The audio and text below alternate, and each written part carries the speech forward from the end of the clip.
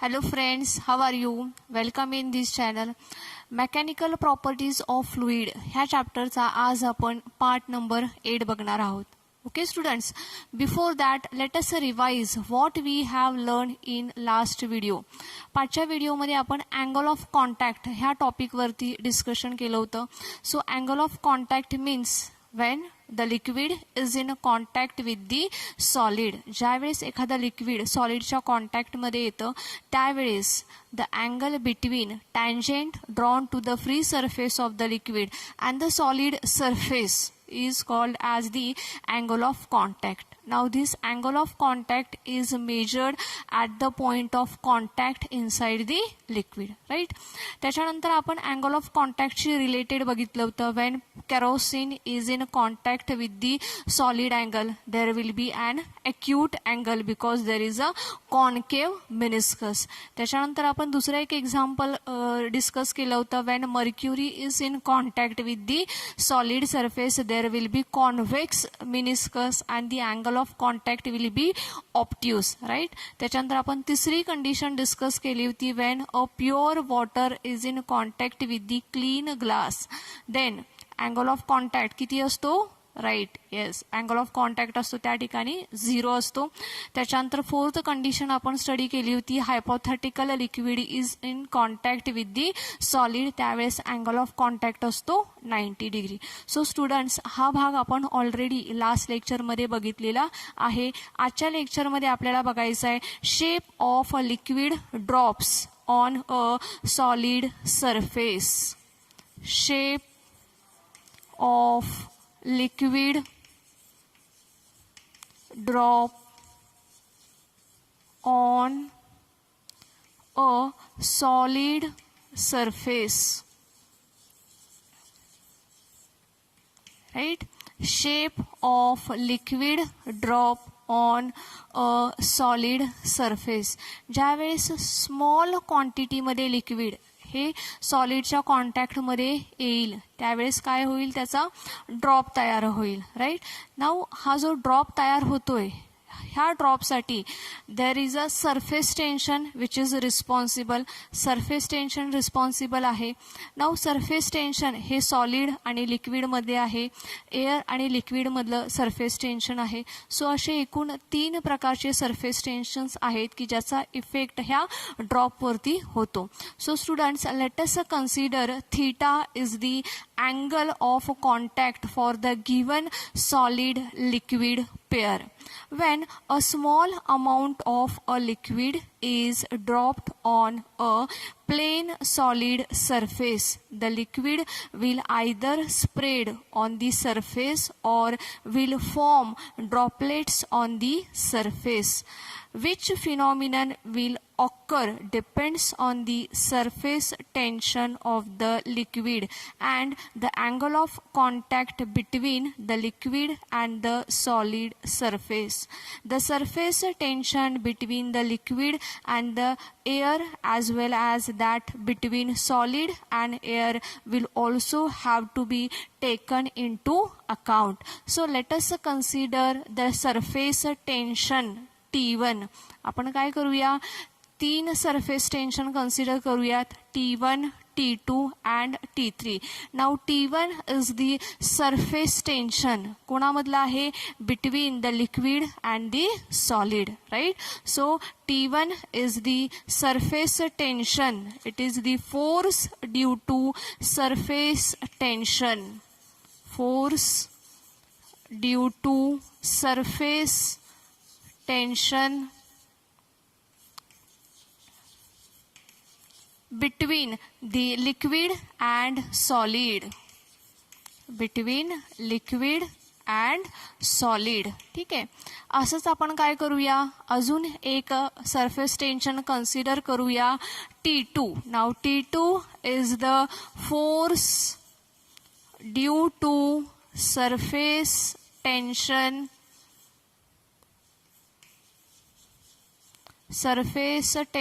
between air and solid. Air and solid. त्याचप्रमाणे अजून एक इफेक्ट होतो तो आहे T3 is the surface, it is the force due to surface tension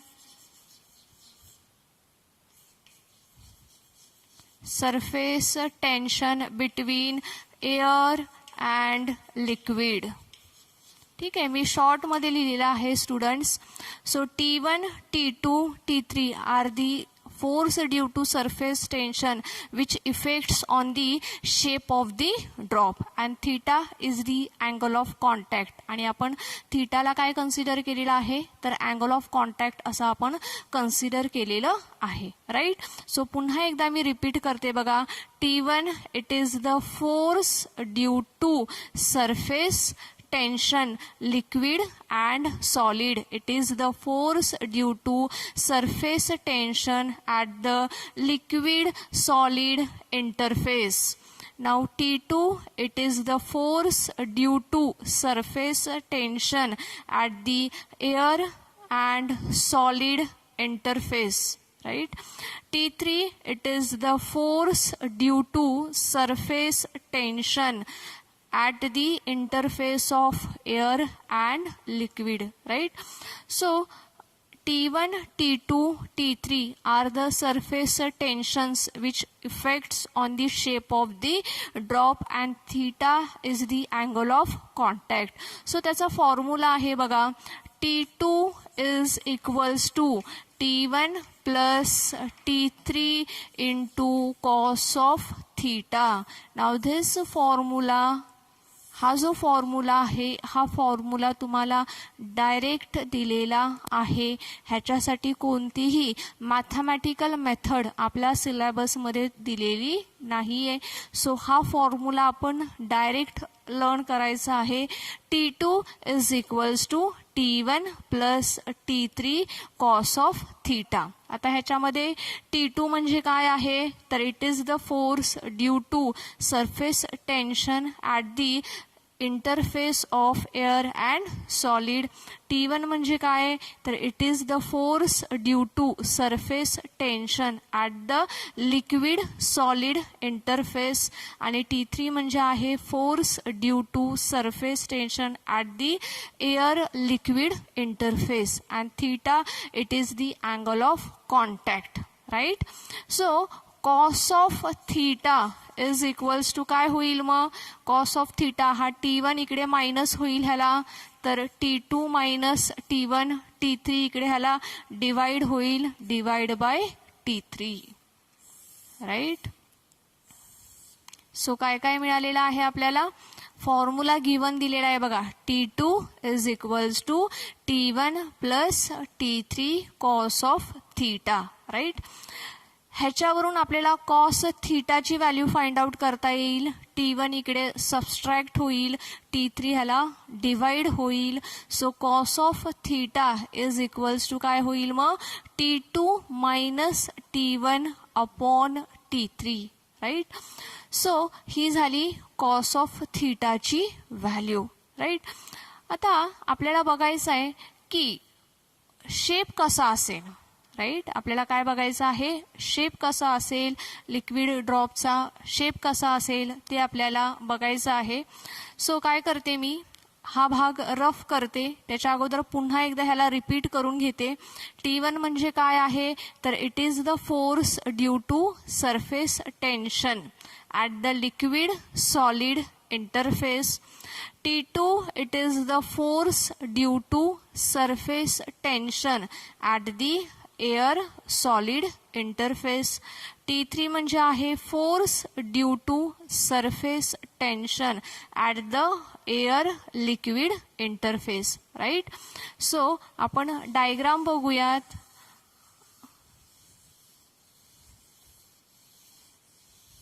दोन कंडिशन्स आहेत ह्याच्यामध्ये बघा. एक आहे ॲक्यूट अँगलची आणि एक आहे ऑप्ट्यूस अँगलची. ठीक आहे. ॲक्यूट अँगल म्हणजे when the angle is less than 90 degree आणि obtuse means when the angle is greater than 90 degree. So आपण त्याच्या कंडिशन्स बघणार आहोत. ठीक आहे. So this is solid. ठीक आहे. हा काय आहे T1, हा काय आहे T2 आहे, right. T1 T2. Now T3 कसा असेल, ज्या वेळेस अँगल ऑफ कॉन्टॅक्ट, ज्यावेळेस अँगल ऑफ कॉन्टॅक्ट हा बिलो 90 डिग्री असेल त्यावेळेस काय असणार आहे, तो ॲक्यूट अँगल असणार आहे. फॉर एक्झाम्पल जर का लिक्विड ड्रॉपचा शेप असा असेल, बघा हे लिक्विड आहे, ठीक आहे. तर दिस इज T3.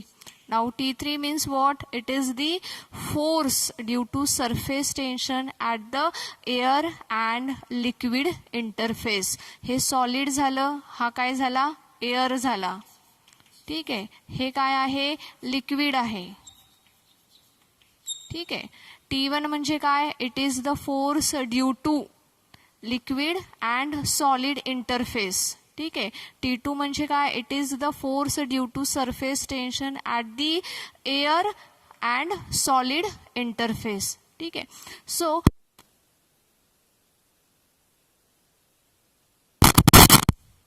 ह्या ठिकाणी जो अँगल ऑफ कॉन्टॅक्ट होतोय theta, that theta is called as, this theta is called as acute angle. हा कोणता अँगल आहे, तर हा आहे ॲक्यूट अँगल. अशाच पद्धतीने आपल्याला काय करायचं आहे, ऑप्ट्यूस अँगलची केस देखील बघायची आहे. ऑप्ट्यूस अँगलमध्ये काय होणार आहे बघा, ठीक आहे. हा काय आहे T2, हा काय आहे T1. अगेन T1 म्हणजे काय, it is the force due to surface tension at the liquid solid interface. T2 means it is the force due to surface tension at the air and solid interface. आता काय आहे आपला obtuse angle, कशी असेल obtuse अँगलची condition बघा, shape of the drop, अशा पद्धतीने शेप ऑफ द ड्रॉप असेल. This is liquid, this is air and this is solid, ठीक आहे.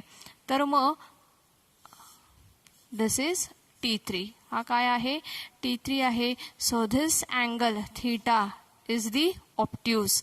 तर ह्या ठिकाणी कोणता अँगल असेल, ॲक्यूट अँगल असेल. तर ह्या ठिकाणी कोणता अँगल असेल, ऑप्ट्यूस अँगल असेल. लक्षात येते सर्वांच्या. ह्या ठिकाणी काय आहे, ॲक्यूट अँगल आहे आणि ह्या ठिकाणी काय आहे, ऑप्ट्यूस अँगल आहे. सो स्टुडंट्स, ह्याच्या वेगवेगळ्या कंडिशन्स आहेत, त्या कंडिशन्स आपल्याला बघायच्या आहेत.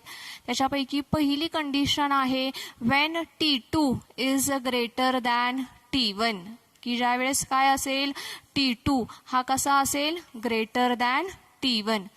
ज्यावेळेस T2 हा T1 पेक्षा मोठा असेल त्यावेळेस काय होईल, तर T2 minus T1 will be less than T3, ठीक आहे. काय होईल मग अशा वेळेस, T2 minus T1 is less than T3. आणि ज्या वेळेस T2 मायनस T1 हा T3 पेक्षा स्मॉल असेल अशा वेळेस cos of theta will be positive. Cos of theta काय होईल, पॉझिटिव्ह होईल. आणि जो अँगल असेल तो अँगल असेल ॲक्यूट अँगल. लक्षात येते सर्वांच्या, अँगल कसा असेल, ॲक्यूट अँगल असेल, ठीक आहे. सो आता सेकंड कंडिशन आपण बघूया. ही आपली फर्स्ट कंडिशन झाली. सेकंड कंडिशन अगदी ह्याच्या एक्झॅक्टली अपोजिट आहे. That means T2 is less than T1, की ज्या वेळेस T2 हा काय असेल, T1 पेक्षा लहान असेल अशा वेळेस काय होईल, मग काय होईल, T1 minus T2 is less than T3. काय होईल अशा वेळेस, T1 मायनस T2 म्हणजे ह्याच्यापेक्षा T3 हा काय होणार आहे, मोठा असणार आहे. So T1 minus T2 will be less than T3 होईल.